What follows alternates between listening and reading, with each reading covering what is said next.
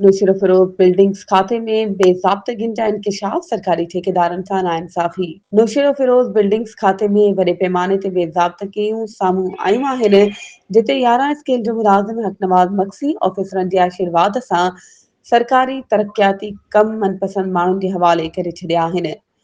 रिपोर्टनि मूजिबि शहर तोड़े बहिराड़नि में थींदड़ तरक्याती कम सरकारी कॉन्ट्रेक्टरनि खे न ॾिना विया, जंहिं सबबि केतिराई मंसूबा रोलड़े जो शिकार थी विया आहिनि।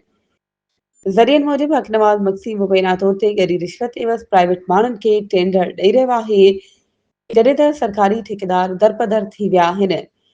Building engineer Pervez Khoro, member Suhail Abbasi ऐं ज़ाहिद वसाण सरकारी ठेकेदारनि खे सिर्फ़ दिलासा ॾेई रहिया आहिनि, पर को बि अमली क़दम न पियो खंयो वञे।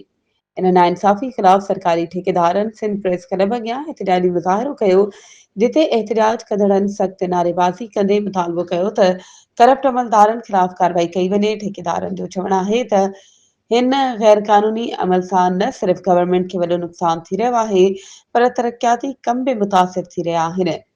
उन्हनि मुतालबो कयो त मामले जी शफ़ाफ़ जांच कई वञे ऐं हक़दारनि खे संदनि जाइज़ हक़ ॾिना वञनि।